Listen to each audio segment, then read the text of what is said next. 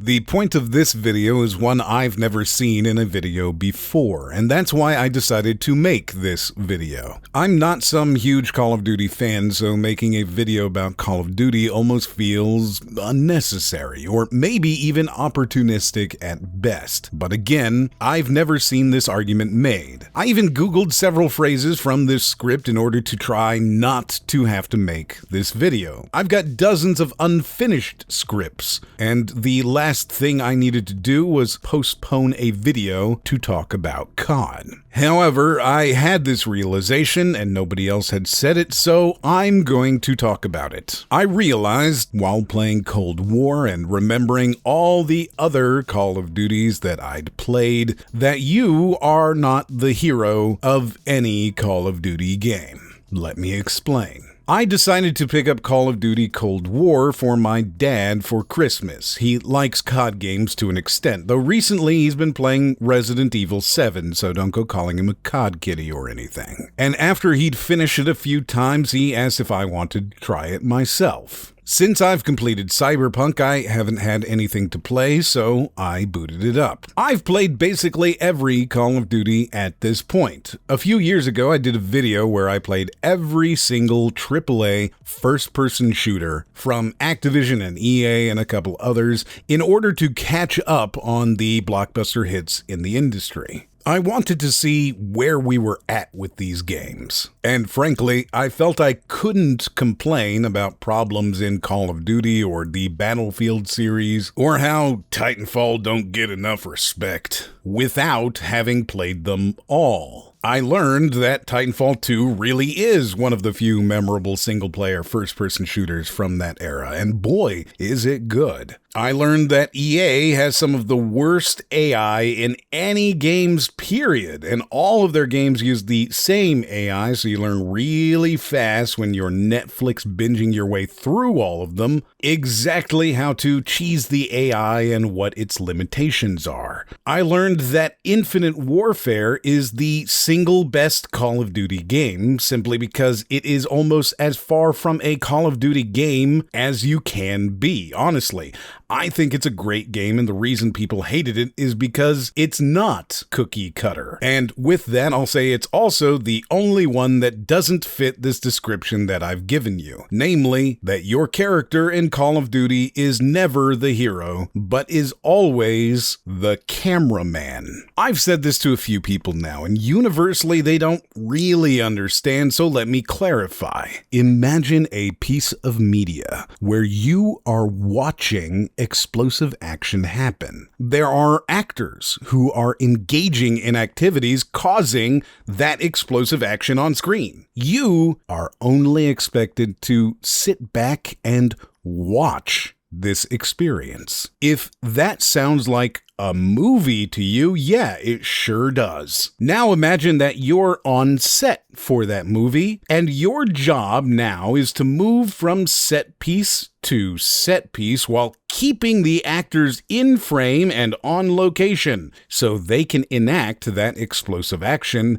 and you get to watch it. You are the camera guy. I can already hear the complaints. People who have played Call of Duty and experienced the bombastic explosions and set pieces and all the incredible Hollywood-esque moments and think to themselves, man, I sure did do stuff, but no, you didn't. You affected nothing. Even the core concept of Call of Duty, the idea that you are shooting people, actually requires you to do nothing at all. You always have someone else with you. There's always a team member or a squad leader or someone on Overwatch. You can play through basically every single Call of Duty without ever shooting your gun. There are so many videos of people doing this because it sounds ridiculous, but yeah, you don't actually need to shoot anything.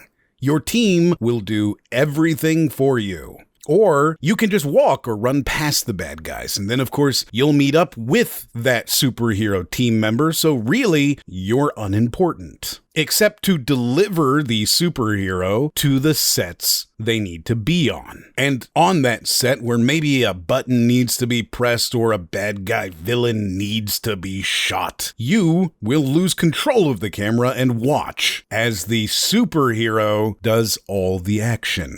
The reasons for this are really simple. It makes a lot of sense. COD is for bad gamers. That's fine. It's okay that Call of Duty extends its playability to lower skilled players. It is intended to be popcorn gaming for the masses, completed by anyone of any experience level, including none. The second reason is that COD decided the best way to highlight a cool moment is to frame it like a movie, and they're not entirely wrong from a viewer's standpoint. It is certainly more cinematic and appealing to watch a motion-captured character do cool action stuff and say cool action phrases with the face of a recognizable movie star that's been strapped into a face capture rig for days. It allows them to control the story and the feel and pacing, and it's a lot more experientially rich than watching it through the eyes of a mute protagonist that can't make any facial motions, and for whom jumping over a table just looks like floating instead of cool acrobatics. You, as the player, get to experience the death of the big bad guy from a safe and cinematic distance. You get to watch the after effects of the big reveal. You get to see the betrayal. You get to watch the explosion as the other guy walks calmly towards the screen. It's why these games are always praised for their atmosphere and cinematic approach. It is not, however, very immersive. It can't be, because the sheer act of being part of the story means you can't sit back and watch it. I'm not going to pass judgment. Certainly, Call of Duty knows what kind of game it is, because it delivers the same experience every single year without fail, but also without failure. It has always sold really well, making boatloads of cash every single installment. And even when it seems to falter and have a bad year, it still sells at levels that other game companies would consider smashing success. So this approach works. It works for the people who enjoy shooting lots of vaguely human shapes in vaguely militaristic locations. The dopamine must flow. Okay, and I will pass judgment for just a second, because man, Call of Duty is just a schizophrenic mess. It can't stick to any one thing too long out of fear you'll grow bored of it, so it just throws as many different kinds of gameplay as possible at you. Here's a sniper stealth mission because every Call of Duty needs to try to recapture all gillied up. Here's a zipline mission. Here's a mission where you control a plane or a tank or a helicopter or a blimp or an android or an RC car or a spaceship. Only for 5 minutes, because God forbid we spend any time exploring that. No.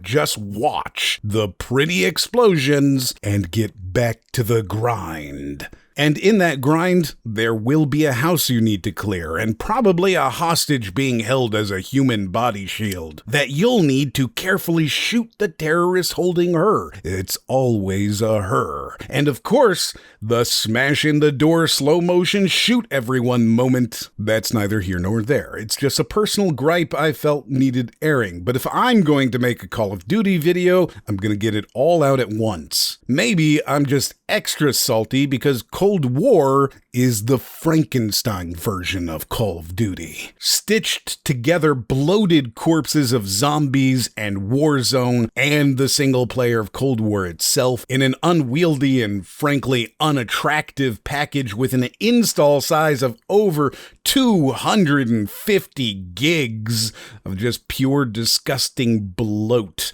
The HD textures alone are 40 gigs. It's ridiculous. And I feel cheated when I consider that the best way to play the single player of Call of Duty is to watch a no commentary playthrough on YouTube. I can't help but imagine that there's a video series out there where they script every shot and use cheats and camera hacks to make each COD a really exciting movie. And I can't help but imagine it would probably be pretty entertaining. But to play the game, to be that cameraman, is frustrating at best. It's made worse by the fact that the game itself clearly doesn't trust you to play the game, to be able to figure things out or make decisions. Call of Duty's adherence to lowest skill gameplay has turned the gameplay into something you barely play. Designed more for children who can't use a keyboard than the mature audience stamped on its cover. Stand in a room too long and the action hero with you will start spouting off commands telling you what to do over and over again, like you're too dumb to figure it out, or that you'll become bored if you're not moving from set piece to set piece quickly enough. There's no room for exploration, and certainly absolutely no room to improvise. You will do exactly as you are told. If you don't, the game will tell you to do it over and over and over again until you comply. This is really what ended up making my experience painful, because I just got tired of listening to Gruff Actor 1 telling me how to play the game. But when you take this from the point of view of a cameraman, it absolutely makes sense. The director wants you to get the exact shot and keep the pacing, and there's no room for hotshots who go off script. If you'd like to watch another video, here's one, and as always, I'll see you on the next one.